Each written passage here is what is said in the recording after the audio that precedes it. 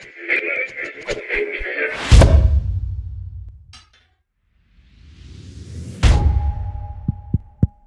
this thing on?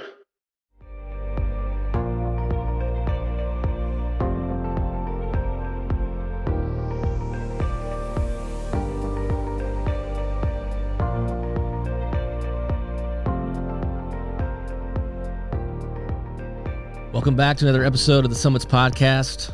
We are joined today by Heather and Kevin Garvey. Welcome to the studio, guys. Good morning. Good morning. Before we get rolling here, we had a little conversation prior to just tipping the scales once again in the Hoosiers' favor. 2 IU grads. I feel very lonely. Yeah, That's all right. It's okay. Pretty It's okay. folks, I'll get don't over worry. it. I'll get over it. We will bring you into the fam. You know, Yep. cancer does not discriminate, doesn't care where you went to school. So we'll get the boilers involved. Don't worry. Finally. Yeah. We talking about breakfast this morning. We said no. Well, coffee and Children's protein bar. Solid. It's a solid breakfast. It was delicious. It was like iced oatmeal cookie. Is that really a protein bar at that point? I think there might have been some protein in Okay, there. just somewhere. a little bit. Just enough. Just enough. breakfast, dessert. Yeah, Mixed together. it's fine. I like it. We're all adults here. Can have dessert for breakfast if we want. That's right. You ever had a chocolate chip cookie and dipped it in your cup of coffee? No. Highly recommend. Maybe Sounds not the most delicious. nutritious for you, but highly recommend. Very good. So we're going to start a little bit differently. Most of our episodes we've kind of finished with, what's your cancer story, but I think we're going to lead off with that, closer to the front end. But why don't you guys give our viewers some background of who you are, where you're from, and we'll go from there. So I am a teacher at Pleasant Grove Elementary in Greenwood, and I have taught there since 2003. Okay. I started off in special education and did that for 4 years and moved to 4th grade. And in 2018, I took the instructional coaching position, and I've been in that role ever since. And I love it. The school is fantastic. It's definitely a family atmosphere, and I wouldn't want to be anywhere else. Yeah, and Heather and I are very unique, I think, in the fact that we both have been in our places of employment for a long period of time. So I currently serve as the Chief Operating Officer for the Indiana Bureau of Motor Vehicles. Oh, okay. I have been at the BMV since 2008. Okay. In a variety of different capacities. But right now, I'm in charge of all operations for there. So most folks know of our 129 locations across the state, and we're working really hard to make sure that folks remember that we're a lot better today than we were a lot of years ago. So can I call you if I need to up my ticket spot? You absolutely can. Okay. All right. Cool. Doesn't mean he's going to answer, but you can call. All right. I think I was like 999 once before, so maybe if I could get 998. My favorite is, I've got friends that have gone in and they'll go into a branch and they're like, is Kevin working today? And it's like, well, I'm not there. I'm not at that branch. Right. Or they'll ask, do they know me? And it's 50-50, I think, on whether they do or they don't. But yeah. That's cool. I'm sure you get some fun texts from friends when someone's sitting. Yeah, in there most of the time it involves a discount. Oh, okay. And I usually just say I don't even get an employee discount. Yeah. So not able to do that. Plates 50% off. Yeah. No BOGOs. I wish, but unfortunately, no. Not something you can control. Yeah. You guys are automating a lot more, correct? Yeah, absolutely. I mean, it's, I think we look at ourselves as a retail operation, not a government entity. And so that's what people are used to. Yeah. And the pandemic only enhanced that more, more people buying online, more people doing activity online. And so, we've had that capability in the past, but I think as our customers shift in other things that they do in their life, it's really important that we meet that halfway. We don't want to just be, well, we're the government and you got to do things the way we need you to do them. And so, we've really tried to do that. Yeah. Cool. I know a few folks who have done some projects for you guys, and it's all kind of on the automation side. So it's good to see as regular consumers, certainly. Oh, yeah. Yeah. IU grads 02, 03, a few years after I departed in 95. I would have liked to stay till 02, 03, but You would have liked to have stayed out till after 02 and 03, I think. But I think I was already on the 5-year plan at 02, and I think my parents were like, "Really? Let's get you can stay here. longer, but you're paid for it." Yeah. How many degrees and minors are you going to have by the time you get out of there? So Right. it was time. Yeah. I am now role reversal. Going into this fall, I have my two oldest are twins, and they're going to be seniors in high school. So we're starting that process, and knock on wood, at least one of the two will find themselves in Bloomington, but time will tell. And it's very weird being on this side of the fence as I lose my voice. Well, let's roll into kind of the meat of the program. So the Garveys now, however you guys want to do this, but tell us about what your cancer story is.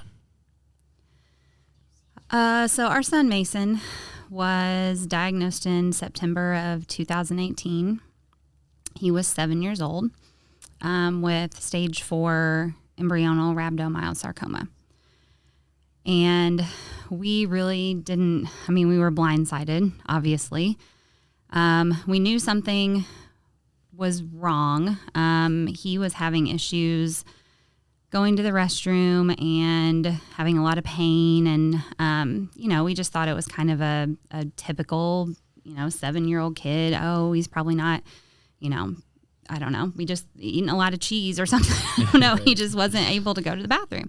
And so when he said it hurt, I wasn't sure what was going on. And, he's 7, so I'm not like monitoring when he's going to the restroom and things like that. So I finally just said, buddy, I gotta check it out. Like, let me see what's going on. And I found a lump in his like perineal area, and Kevin was out of town. And I remember like when I found it, Mason like just jumped out of his skin because it hurt so bad.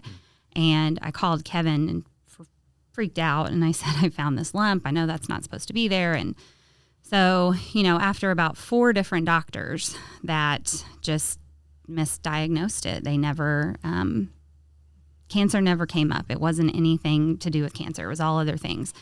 And we finally got referred to like a GI specialist, and he came in the room, said, I don't know what to do with this, but I have a surgeon here on the floor. Let me bring her in. So we're thinking like, oh my gosh, what is this? She comes in, and within 30 seconds just kind of steps away. And I felt the room just get really heavy, and she didn't even have to say anything. And sorry. Okay. She said, he needs an MRI immediately. She said, don't leave the hospital. We'll call you when we know what's growing in there. And we were like, wait, what? Growing? Oh, well, hold on. We just got to find out what it is. Not a big deal. Let's just get him to the MRI.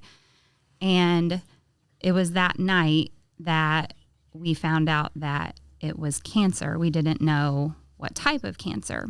And they said, go home. We were on the north side of Indianapolis, and we live on the south side.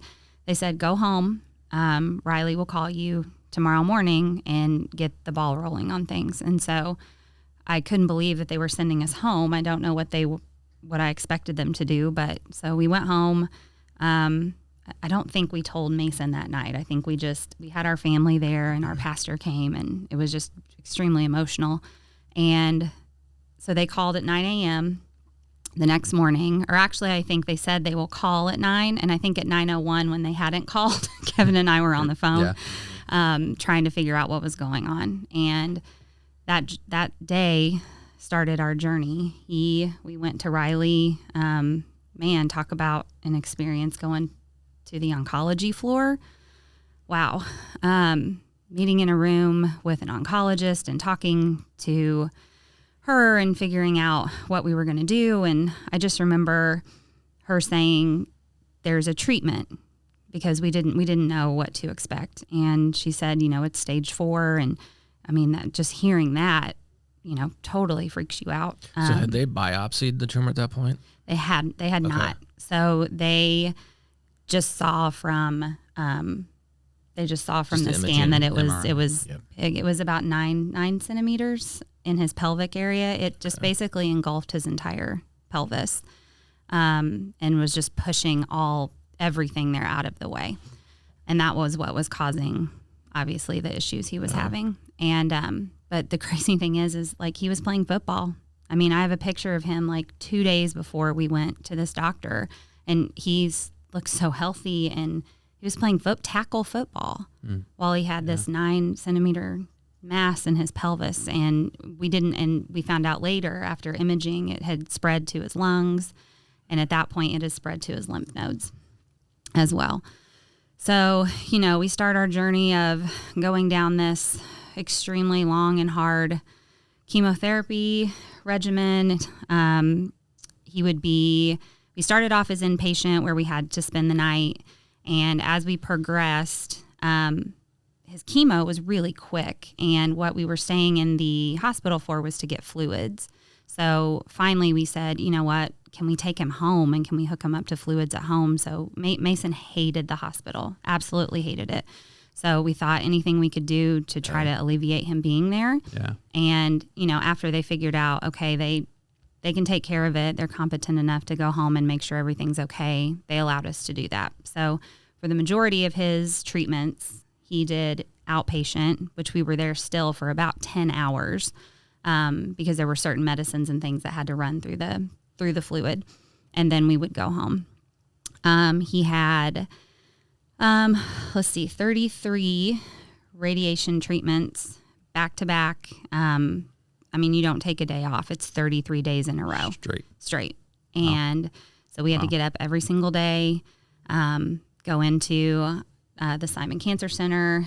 He went behind, that huge, thick metal door. And, he did it like a champ. And we laugh because Mason was a creature of habit, right? And so he could listen to music. They didn't have a TV or anything that they offered to the kids at that point. So they said if he has like a playlist or something. So we went home and made a playlist, and it was all Imagine Dragons. And good choice. But he didn't get the irony. We could hear it through the door, and like Radioactive is playing, right? And I'm like, oh my gosh. But they listened. He did that for 33 days. Start at song 1. It didn't matter. And we took the same amount of time every time. Right. And he listened to the same songs over and over and over. But that just was comfort to him. Yeah. And when he finished his chemo, he had 10 more radiation treatments specifically to his lungs. And we got scans after that and were declared no evidence of disease. And throughout that whole time, Mason was so incredibly healthy. I say that lightly, but he was active. He played all the sports. He couldn't play tackle football, but he played baseball. He played basketball. He went to school if he could. He didn't stop. His treatments were an inconvenience to him. He just was like, oh my gosh, I really have to go. He's like, I got to go. I have stuff to do, And even when he would get a treatment at the hospital, a more light chemo, but then there were times he'd leave and we're on our way home. What are you talking about, Mom? No, I got practice. And you just got chemotherapy. We're not, no, I want to go to practice. So we let him, he wanted to do those things.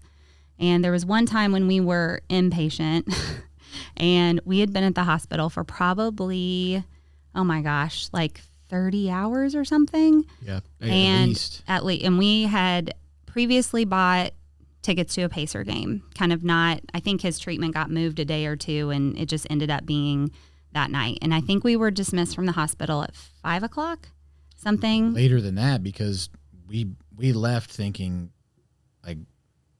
we were just going to go home and watch it. It was probably close to 7, I would guess. Yeah, it was late, and we'd been there all forever. And so we get in and Mason was, he wasn't feeling great. Because we thought initially we're like, okay, we're going to try to go to this game. And when we left, he had a ton of pain meds in him, really loopy. And, we get him to the car and we start driving home. And he knew the turn, I don't know how, to Banker's Life. And he's like, whoa, where are you going? We're going home. And he's like, no, we're not. We're going to the Pacer game. And we just kind of looked at each other and we thought, you know what? If he wants to go, let's do it. And so we did. We took him, and I had all the pain pills in my purse. And we're, in the middle of the game. I'm, giving him all these pain meds. And we thought we'll stay the first quarter, right? We'll just we'll satisfy the itch. And he would not let us leave until the game was over. Mason never left a game early. He stayed the whole time after he did. being We stayed that entire. And Heather and I are like, we have to be the worst parents of we have to be the worst parents ever. Like, what are we allowing him to do? But that was him. That was Mace. That was what he wanted. Yeah. And he wasn't going to be denied that. Yeah. So we were really thankful that we made that decision to go ahead and have him do that. And then, so after everything, we were no evidence of disease. He goes back to school, starts second grade. I went back to work. We knew 3-month scans were coming up. And we just felt like this weight was lifted. I mean, you always have that, scans are coming up in the back of your head. But I saw his teacher one day, and she came up to me in the hallway and she said, I just feel like I need to tell you this. I called the kids to the carpet today to listen to me read a story, and Mason went back to his seat because he said it was uncomfortable for him to sit on the ground. And so my heart sank because I knew, because that was also one of the things that we had noticed, like sitting, he was always squirming, and again, like, oh, he's 7, he can't sit still. So we actually got our scans pushed up a little bit. It wasn't even 3 months, because we called the oncologist and told her that, and she said we probably better get him in. And that's when we found out that he had relapsed. And I just couldn't believe that we hadn't even made it 3 months, So we were devastated. And he was, telling him was really hard, because he just didn't understand why. He said, I did all this. Why do I still have to have cancer? So it's a really hard thing as a parent to answer, because I don't even know the answer to that. And so this is actually when we were introduced to Dr. Hill. After relapse, we were called into a room. They said, we need to talk to you about options. And there was probably 5 people in this little tiny conference room at Riley. And, they're going over our options, which were not, we had a lot of options. They had an entire list of chemotherapies that we could try, ranging from something that he would be inpatient for 5 days and be as sick as he has ever been in his life, to more of like an outpatient chemotherapy where he would come and get infusion, be able to go to school, be able to do things. The difference is that they were both 30%. They had a 30% success rate no matter what.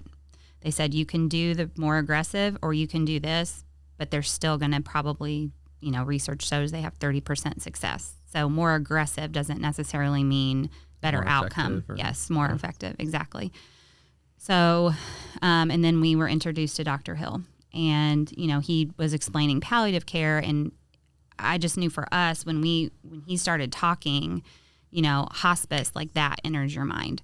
And I wanted him to get out of the room. I wasn't rude to him, but I just, in my head, I thought, why is this guy in this room? Like, I do not need him in here. I don't know why you're in here. Do you feel like you're at your brain at that point? I mean, a bazillion things are probably flying through at 100 miles an hour, but were you still focused on, hey, I know it's only 30%. And some people may look at that and say, well, that's not the greatest number, but that's 30%. Oh, yeah. We're going after that, and we for sure want to be part of that 30%. Oh, yeah. We don't want to talk about that stuff yet. Yeah, we didn't. I mean, when Mason first got diagnosed, we didn't even ask percentages. Yeah. I didn't Google anything. I couldn't. Yeah. We really didn't care. We were like, I don't care if it's 0. Mason will be the first. I think the biggest thing that I remember, and I think Heather's hitting on this right now, is that conversation was different the second time. Yeah. They were no longer talking about cure. They were Right. talking about extension of life, Mm-hmm. and we weren't there. Right. We just weren't. And even those percentages, when they start to talk to you about those 30% are that they'll live 2 years longer. That isn't that you're going to cure Right. in 30%. And that was the weight of that conversation. I remember that was the first time that we really felt like this is different now. And it was really about Mason at that point. It was always about Mason. I don't want to say that it wasn't, but when you start to have that conversation, you really start going, how do I make sure that his quality of life remains what it is? Which is where that Dr. was- Hill's program, yeah. that's what they strive to do. But we didn't really want to hear that at that time. Yeah. It just wasn't. I know they had to introduce us at some point, and we've told Dr. Hill this. We laugh about it. I mean, obviously we love him now, but initially it was really hard to listen to that. But they were a huge, huge piece of Mason's relapse journey, because they do provide the pain meds and give you strategies and things to help them feel the best that they can in that situation. So Yeah. So after that meeting happens, we elected for the lighter chemotherapy that would allow Mason to continue to get treatment, but he could do it outpatient. Okay. And so it was really, we were going month to month at that point. And we also had asked about genomics too. Yeah. So Riley, especially in relapse situations, they especially sarcoma or soft tissue type cancers, they really start to introduce you to the precision genomics world at that point. Yeah. And so we had inquired about that while we were starting chemotherapy again. So we had his primary tumor biopsied, and that came back with no evidence of disease. And so we decided, since we felt so strongly with the genomics program, that we wanted to have him have a thoracotomy and have the tumor in his lung biopsied to see if there was something that they could test to get some type of targeted medicine. Mm-hmm. Yeah, so he goes through those. What's really incredible is Mason's known for, I think there's this iconic video, an iconic picture that is him and Kenny Moore of the Colts running out of the tunnel on game day. That the couple of really cool things about that moment was that was Mason's birthday. That was a birthday present that Kenny had arranged, and quite honestly, I don't know that I've been a Colts fan for a long time. I've never seen that happen before, and I've never seen it happen again. It had to. Kenny mentioned it, and I was like, "You're crazy," and like, yeah, we know you want to do that, right?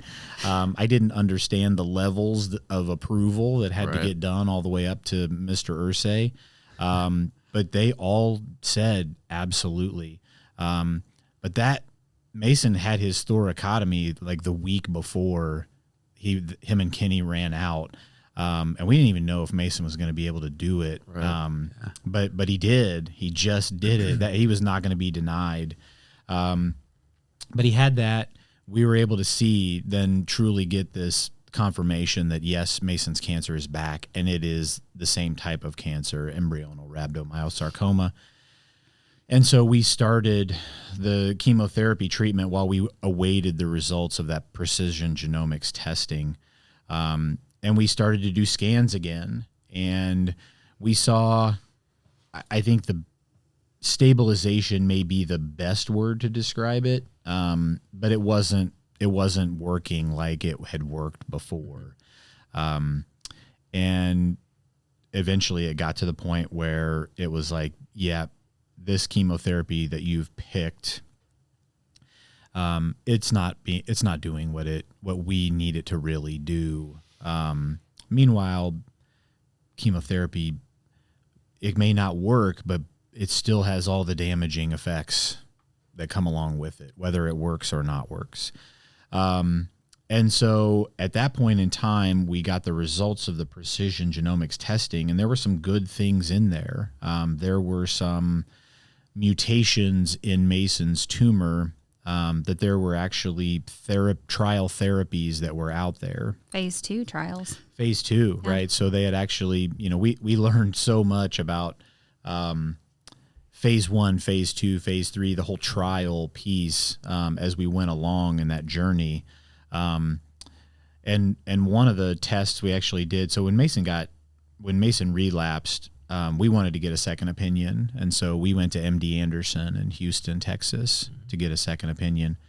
And we met with the doctor there, and they confirmed everything that we were seeing. They also gave us a lot of comfort, quite honestly, because they said, everything you did at Riley is exactly what we would have done had you come here. And that was, as a parent, you always in this go, am I making the right decision? I mean, we both got told, I can't tell you guys how many times, there is no wrong decision.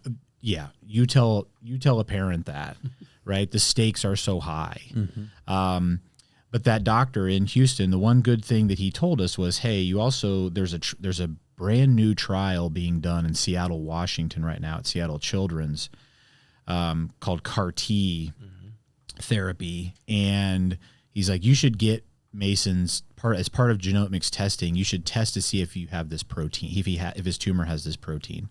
So we got that done as well. And we actually found that Mason's tumor was positive for that protein. So good results in the genomics testing world on lots of fronts. We actually put him on a trial drug at Riley. He was taking 6 pills a day. Big, wow. Huge pills that would be hard for me to swallow. They were bright yellow. I'll never forget those things. They were bright two yellow. Pills at a time for 3 times a day. And yeah, and they made him so sick. He was right on the threshold of like the heavier dose or the lighter dose. Mm-hmm. And in a trial, it is by the numbers. And so his weight pushed him into the upper, and so that's what he took. And it just made him so sick. Wow. And then as he lost weight, he had to be on that dosage for a certain amount of time. We went to Riley and said, he is sick. He's falling asleep at school. He can't stay awake. He has no energy. He is throwing up. And they said, we can't back it down because we have to keep him at this dose until the point where we reevaluate. And then if his weight, warrants, then we'll reduce the dose. And it was horrible. It was horrible to watch him. He was so sick. It made him so sick. Yeah. Meanwhile, still playing basketball. Yeah. While going through this, while sick. At one game, he was running up and down, and he came over and threw up in a trash can. Yeah. And went back and played. Wow. Yeah, that's fun. Yeah. Wow. So we do the trial for 2 months, and we see at that point with scans, his cancer is becoming very aggressive. Okay. And I don't think we knew how aggressive. I just think it was like, this thing is starting to really spread. Tumors getting bigger. And it was at that point we called Seattle Children's and we said, hey, he is tested positive for this protein. Would you be willing to accept him in the trial? We knew this was probably our last hope. When we talked to Dr. Carter, that was our oncologist at Riley. She said, after we found out that the I call them the yellow pills, I don't remember what the name of it was. When we found out that wasn't working, she said to us, it's okay to not do anything anymore. But and as we're having this conversation with her, we hear him outside playing basketball. I mean, you just hear the ball thudding on the ground, and we're like, what? That's not an option. What do you mean? Like, he's literally outside playing basketball. And she said, I'll support you guys if you're wanting to keep doing treatment, then, Seattle is your next step, and we'll do whatever we need to do. So, of course, we said, yeah, right now, let's go. Let's do it. So we started to work that plan. I mean, logistically, it involved 2 trips there. To Seattle. To Seattle, yep. Keep in mind that while this is going on, we're now entering a global pandemic. It's April of 2020. Yeah. And Seattle, as you guys remember, was basically ground zero for COVID-19. I mean, it was the beginning. And so we have that conversation with our oncologist, Mason's oncologist, and she's like, I support it 100%. And so we start to make the arrangements. What was tough was it was probably 2 or 3 days after we had that call with the doctor, with the oncologist. We were getting ready to go, and at that point, I think Mason kind of the scale tipped, and he lost his ability to walk. And that was crushing to him, and it was crushing to us. Seattle had a rule that only one parent could go in the hospital. That was the deal. So he and I went to Seattle by ourselves, and Heather and Kinley stayed here. And so we flew out there, and Mason and I just grinded. We got a little Airbnb. It was a 1-bedroom that had a kitchen and a bathroom, and it was basically somebody's garage that they had turned into a house, and we just grinded. We got it done. But I remember I had to call Heather, and I told her, I said, you need to be prepared because Mason's different. And when we get back, it's hard to understand. It's hard to see. This is a kid who literally almost overnight went from active to not. When we went out there, he had a hard time walking. When we came back, he was in a wheelchair permanently in a week. And so we came back, and then we waited because the way that the process worked, the trial was CAR-T. They take your blood out, they spin it, and they basically keep a part, and then they genetically modify cells and create this almost like army that basically says, you go and find this protein that existed in Mason's tumor and you attack it. And they had to genetically engineer those. And so we waited while they grew in a lab for 2 weeks. And after 2 weeks, the 4 of us got on a plane and we flew to Seattle. And we were there for 6 weeks. Seattle still had the rule, one parent in. And so, Mason and I went. Like, I had to carry him. I had to get him in and out of the car. I had to get him into the wheelchair, out of the wheelchair. Heather just couldn't do that. I mean, Mace was, it's crazy to think that, we were happy when he was, 70 pounds at 9 years old, and our 7-year-old daughter right now is 70 pounds. Like, you don't realize how frail he had gotten, how small he had gotten. But we just did it. He had to get chemo first when we were there, because they had to weaken his immune system so that the cells could do what they needed to do. And Mason was the 4th kid in the United States and the youngest kid to ever receive that treatment. The first 3 had to be over 15 years of age for the FDA to approve it for kids. Oh, okay. And so here we go. And I remember him getting the infusion of those CAR T, and they come in and they're in the white lab coats, right? And they have a syringe that's 4 inches long. And that's it. And there's 14 million of those cells in a syringe that's got about 2 ounces of fluid in it. They put it in, and then we had to monitor for the next 30 days while we were there, scans, things like that. I think initially we were encouraged, but about 2 weeks in, I think Heather and I knew it wasn't working. But we were committed because at some point you realize the bigger picture here.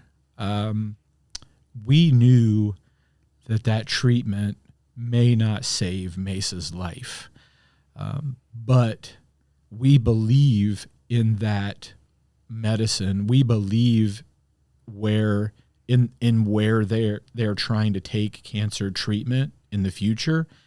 And so I think we knew, like, we have to stay. We have to do this for the bigger picture here. We got to the end of that, and they did scans. And by that point, Mason's cancer was out of control. His primary tumor when we first started in his pelvis was back to pretty much the size that it was when we began. And his lung nodules were huge. He had fluid. They found out they had fluid in one of his lungs. Fluid in one of his lungs. And they said, like, it was time, it was time for it. We knew we had to get home. We had to get home. But again, I think even in that, it was like, okay, what's next? That was, Heather and I lived in that world. We always knew what our next plan was. And so we got home and we were ready to attack the next plan. And actually had a call scheduled we got home on a Friday and had a call scheduled with oncology the following Monday to talk through what the next options were. But we realized over that weekend that Mace was dying. And so the call was much different Monday. We actually called palliative care from a pain management standpoint. And we found out he had a pulse ox on his finger, and we found out that his oxygen was at 85, I think. And that was when. So we called palliative care, and they asked the question, and I will never forget the question. They said, "Do you think Mason is nearing the end of his life?" And Heather and I looked at each other and we said yes. And so they said, all right, well, we're going to start to go through the hospice proceedings. And so they came out Monday. They put him on oxygen. And then on Tuesday, we actually had an in-home visit from Dr. Hill from Palliative Care. And he did kind of just an exam on Mason, and he brought Heather and I into the room, and he said, I listened to Mason's heart, but Mason's heart is now on the right side of his chest. The tumors have displaced his heart and moved it. And he said, we're now in the hours. We're not in days and months. And so it very quickly escalates into kind of pain management and comfort. And for us, quite honestly, that was where like the nightmare began, because our experience with hospice was awful. There's no other way to describe it other than awful. The hospices in the state of Indiana are all adult focused. Okay. There is no pediatric hospice in Indiana. Wow. So, And this is a separate entity from Riley. Yeah. Yes. You basically go under the IU Health umbrella at that point. Okay. Which seemed very odd to us. You know, I mean, I get it. No one wants to imagine a child passing away from a life-threatening illness or at all, right? We don't want to, as parents, we never want to, but there are kids that are dying every day. Right. And it was stunning to us to learn this first-class facility that we had been all over the country, only to go, wow, we have this, the treatment we got our son. We got it from a world-class facility, 30 minutes right in our backyard.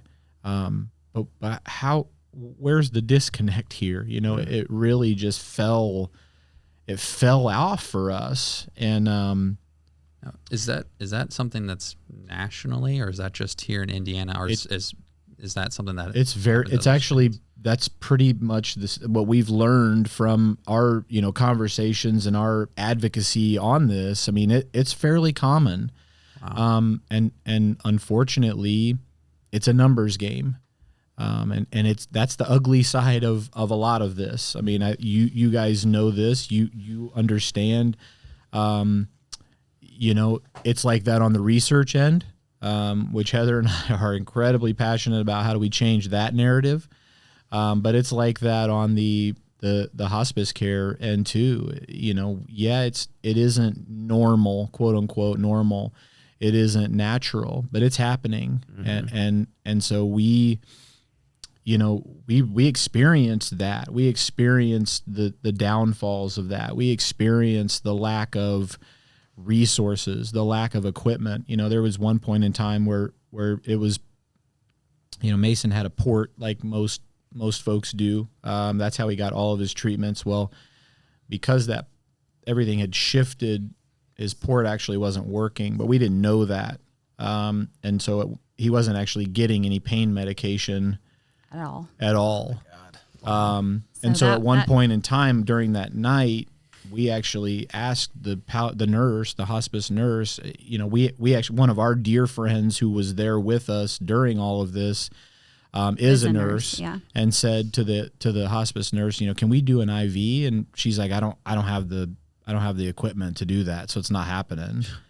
And you just go, there's something wrong here, right? We're not doing these kids, for these kids what we need to do. And Mason's death was hard. He was in a lot of pain. He really struggled, very agitated. And so we went through one night of that, and the next morning we called, and Dr. Hill had actually given us his personal cell phone number, and we were so desperate we called it, and he was actually off that day, and we've had too many things to say like it was just coincidence. There was a reason for why he was off that day, but he came to our house, and walked in the door, and I hugged him and I said, we need you. We need your help. Like, something's not right here. And he went upstairs and saw what was going on. And the first question I think he said was, where is the nurse?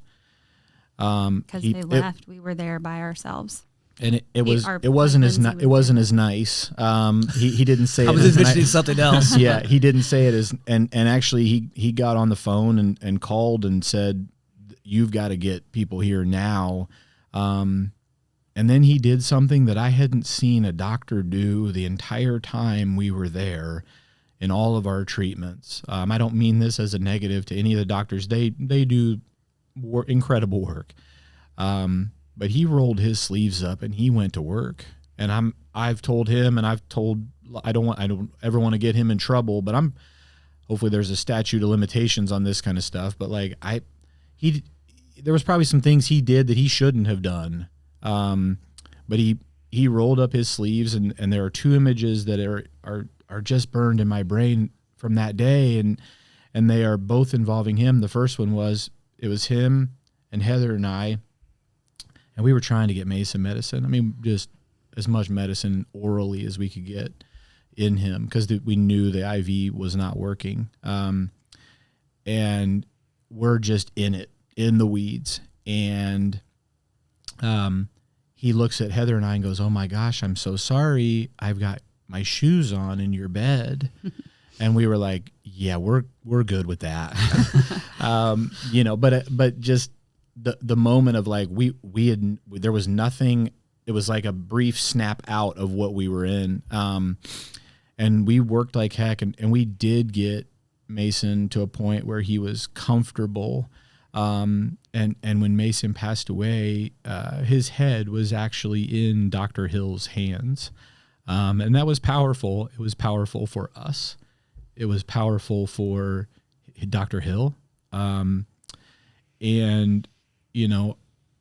just, he salvaged that day, for us. But, it was very quickly after that, about 2 or 3 days, I think, Heather and I had talked, and we had just buried our 9-year-old son. But we said, something's got to change. That can't be the way that it is for other families. Mm-hmm. And so the first call that we made was to Dr. Hill, and we said, we want to help you so that doesn't ever happen to anyone again. What do you need? And from then on, it started a conversation. And we knew that now Heather and I we knew when Mason was going through his treatment, we were passionate about the research, right? We had now lived that world. Mm-hmm. We had seen what needed to be done. We had also gotten glimpses into where it was going. But we knew now we had two causes. We had two things that we had to advocate for. We had to change and make better for families going forward. And so we've begun to partner with Dr. Hill on how do we improve palliative care and hospice care for kids in the state of Indiana. Good on you guys. I got a lot of thoughts in my head right now. One of the questions I have is there a distinct line between a child who is inpatient and is starting down that path versus a child who may be at home? So I guess that's question number one. Is there two different protocols there? And then two, and I think this is what you guys are bringing to the table, and I'm probably potentially getting myself in trouble here, but I think it's people on the outside, like all of us, to come up with these creative thinking outside the system, and then have a Dr. Hill or whomever who we can help, I guess, for lack of a better term, sell on the idea than to try to get back in the system and get the system to change. Easier said than done, as always. But I guess that's part of the challenge. Well, I feel like, I guess I don't know specifically, but if a child's in the hospital, I mean, you have everything you need. You have doctors, you have nurses, right. You have everything. Mason hated the hospital, and we knew we had to have conversations about what was happening to him. But it was never, it was never a question. We were never taking him to the hospital to pass away. Right. I mean, he loved home. He was a homebody. He felt comfortable there. That's where he wanted to be. So that was what we wanted to happen. And, if kids are in the hospital, those resources are available, and you can always have someone, they would have those supplies. And, okay. not saying that it's not traumatic when a child dies in the hospital. It is. Sure, yeah. But yeah, at home, I mean, hospice comes and goes. I mean, they came and hooked up his pain pump, and they thought it was working. We thought it was working, and then they left.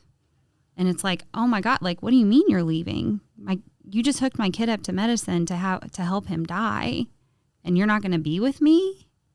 And we had to call them throughout the night, and the person that came to our house she came twice, but she did nothing. I mean, I'm not trying to throw anybody under the bus. They didn't have what they needed. They were over their head. And at one point they said, I think you might need to consider taking him to the hospital. And Mason heard, and he flipped, screaming, I don't want to go. And we said, that's not an option. I had to bring the nurse out of the room, and I said, that's not an option. And I just know we need to figure it out. I know that there are parents in the past, and there will be parents in the future that will have to make that call, right? Of where is my child going to pass away? And to me, that shouldn't be, well, am I going to get treated well over here, or am I going to get treated badly over here? Yeah. All those things have to be equal. There are those basic human rights that we all need. We need shelter, we need food, we need water, but what we've really learned is that, dying with dignity should be in that category. And if you want to do that at home, it can still be done with dignity. Yeah. So do I think that there's that line? Our experience would say it exists. And I think that's where the fire ignites in us to say, there can't be that line. Mm-hmm. But I think to your second question, that's what we're learning right now is this isn't something that can happen overnight. I think I called 3 days after thinking by the end of that week, everything was going to be different. And here we are a year later, and we've only scratched the surface. One of the things we actually talked to Dr. Hill yesterday because we thought, I wonder if he could somehow get piped into the podcast, right? Mm-hmm. And he said, I'd love to, but I'm actually meeting with Riley's new president to talk about the palliative care program this morning. And we were like, that's the meeting you need to be in. Yeah. Because that's where the change can happen. I mean, we can tell our story, and Heather and I have chosen to do that because we feel like there's power in it. But it's grassroots. We've never told our story to anyone. We've never told anyone pediatric cancer research only gets 4 cents on every dollar. We've never told them that there is no such thing as a pediatric hospice program in the state of Indiana, and people go, outraged. That needs to change. Yeah. But here we are, right? Still fighting the fight, still needing, the fund that we have started that we'd love to talk to you guys about. One of the 2 funds that we've done in honor of Mason for palliative care. We're looking to fund a nurse coordinator position that would basically be somebody who would go into the home and really be that between palliative care and hospice to help. But we have to fund that position for 3 years before the hospital will hire for it. So that's why our goal is big. Yeah. It's $225,000. We said, what do you need? And he said, if you're talking big, that's what I need. He said, and I said, he said, if you go small, which would still be helpful, he said, we could do trainings or we could buy materials. And I was like, that's not. Yeah, I'm channeling Mason right now. It's go big or go home. Yeah. And I thought, I don't want you to train people. No, I want to, not that that's bad, but I want this to not happen again. And how do we ensure that? Doing a training doesn't necessarily ensure that. Or giving somebody a book to read, And so we said, if that's what you need and you really feel that this is going to help not have a family and a child go through this again, we got it. We're going to do everything we can to fulfill that goal. Yeah, and the other really kind of eye-opening thing that we learned is, so that it's tough to get those things started too, but Riley's palliative care program is almost exclusively philanthropically funded. Which we were disgusted by. Yeah. I mean, disgusted. That's not acceptable in any way. That is such an important program. Yeah, in this day and time, right, we're all trying to figure out where our dollars are going and how do we make sure that those dollars are protected. And I just think if, so many people are faced with that choice of like, do I make this philanthropic gift right now? Times are tough, right? People aren't working. Like there's lots of those. And I'm going, if that philanthropy dries up, does this program go away? Then what? I mean, we've got to do something different there. And so that's where we were like, this is it. This is the start. Do we have bigger visions? Absolutely. I mean, I think this is a great first step. Dr. Hill has shared a really out there dream of his to say, I would love for there to be almost like a Ronald McDonald House, but a hospice type situation where if families do not want to have the hospital experience, but they also have this hesitancy or fear of doing it in the home, there is an option for them. There are, I think he said, only 3 of those in the United States for pediatrics. And hundreds for adults. And so you just go, come on, those are the things that ignite, I think, Heather and I to say we got to start somewhere. It's been hugely important for us to have a close relationship and an ally in Dr. Hill on the inside, because it's hard for us to we're not getting FaceTime with IU Health officials and things like that. We've gotten some, but I think the more we can do, the more we can inform people. It's not a question of are people affected by what we tell them. That 100 times out of 100, we're effective. But we've got to continue to do that. But we need that help on the inside to be able to really affect it. And Dr. Hill has said, once I get this person in, I guarantee you that I can show value in that person enough that after a 3-year period, the hospital will fund it. But man, we gotta get going on that. Yeah. I would suspect that you guys have had a few strategy sessions in terms of how do we go about this? How do we kind of get the ball rolling? I've got, me too well. Unfortunately, my brain never stops. I typically try to bite off more than I can chew. A few things going through my head that we'll probably talk about offline. I don't want to put them online at this point in time for a lot of reasons. But yeah, I'd be happy to be part of that conversation for sure. From a variety of standpoints. So we'll talk after this for sure. Yeah, that'd be great. So our goal, just in the short term, is, and I think we're going to hit it before then, but we need to raise $10,000 by the end of December, and we're at a little over 7,000 right now. So we're close. Consider that done. And because the Riley Children's Foundation, who the funds are through, you have to have $10,000 in the fund to for it to kind of be official, to establish it. Yeah. We were able to raise $20,000 for his other fund.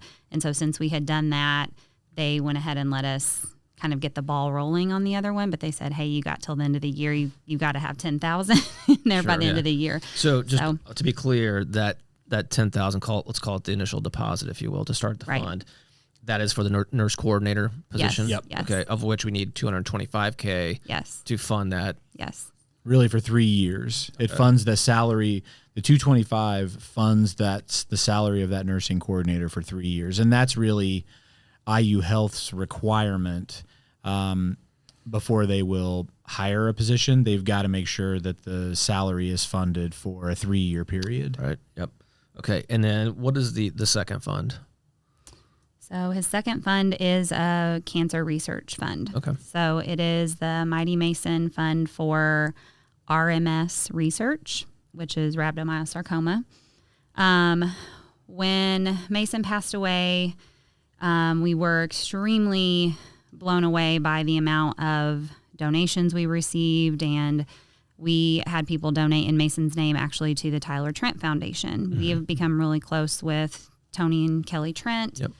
And just love that family. And they allowed us to Purdue family, by the way. Yeah, they are. Yep. They are. You're welcome. But we still love them. We still love them, though. Quick little sidebar, not to interrupt. I have one article of Purdue in my office, and it happens to be a Tyler Trent bobblehead. Yep. Wow. Who kind of looks, people say it looks like me, just because of the hair or lack thereof at the point, but that won't change. Yeah. So anyway, I'm sorry. No, that's okay. So yeah, we got a ton of donations that we were able to donate through Tyler Trent Foundation in Mason's name. Kevin there's a company that that does contracts for the BMV that hosted a company golf outing. They donated money. Kenny actually drew a design on a t-shirt that we very grassroots. I mean, I made a Google form and sent it out on Facebook, and we sold them at the Center Grove Band and football fields, and shipped them out of our house. Oh yeah, I know that feeling. We were able to give 50% of every shirt to this fund, so those made over $5,000 just on the t-shirts. That's pretty good. So for t-shirts. altogether, we had this, around like $20,000 that we knew we wanted to give to Dr. Pollock, who is who is in charge of the solid tumor lab. And so we set up a call with Riley. We knew we wanted to do the fund. And on this Zoom call, Dr. Pollock was on there, and Danielle and Megan from Riley Children's. And we just were asking Dr. Pollock, with this 20,000, what are some things you think you can do? And had probably a 50-minute conversation with her. And she actually said at the end, something in me just, I don't know, I just had this feeling like, Heather, ask if she's doing any research specific to rhabdomyosarcoma.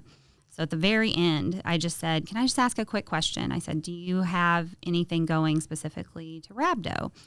And she said, well, actually we do. She said, we've just got this grant, and we have these samples in the lab, and I knew that we had signed a paper saying that Mason's tumor could be donated to research. And then my next intuition was ask if she has Mason. And I said, would you know if you have him? And she said, if you give me permission, I can find out in about 30 seconds. And I said, absolutely. And my heart is pounding. And she came back on and she said, was his name Mason Cole Garvey? And I said, I just put my hand over my mouth, and I said, yeah. She said, we have him. He's one of our samples. And we just, everybody, it was just a moment of disbelief. I could not believe that Mason was in her lab. I mean, that could have gone anywhere nationally. I mean, we didn't know. We literally signed a paper that just said, send it, help if it will help. And to find that out, she even said, well, I guess we know where your money's going now, And so the money that's raised for that, Mason is specifically a part of the research being done. It's just incredible. That's and amazing. Then Tyler Trent's tumor is also in that lab. And so we've had conversations with Tony and Kelly. We just can't believe that our boys are in that lab continuing to affect other kids and affect research and be a part of it. And it's just incredible. Yeah, as parents, you can't, I think the conversation we've had with them would say, we both say, we can't believe that's possible, but then we both know our sons and go, yeah, I think it actually is pretty possible.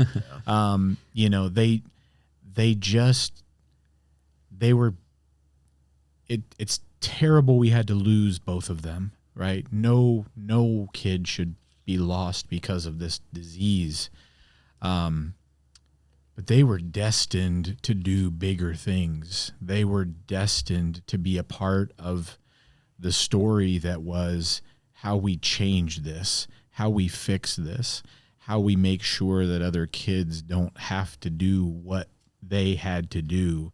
They were incredible, and it's an incredibly humbling thing to get to continue that on. I think Tony and Kelly, and I think Heather and I, we're honored to do that. We're honored to do that for Tyler. We're honored to do that for Mason, because that's the meaning. That's the why. We're never going to answer the question, why Mace? We can't. But he gave us a platform, and the people that we met and the people that we have become friends with and formed these incredible relationships with, there was reasoning for all of that. We talk about attitude a lot. Talked about it yesterday. I think attitude certainly plays a role here too. What you guys are doing now, it'd be very easy to sit back and just play like, why did this happen? Why Mason? And you certainly have your opportunities to do that, and it's certainly justified. But taking it and taking that emotion and turning it into action is what this is all about. So we're happy that you guys have come and join us today and share your story with everyone. Yeah. We'll certainly have a conversation after this and talk about how we can assist with that. Mm-hmm.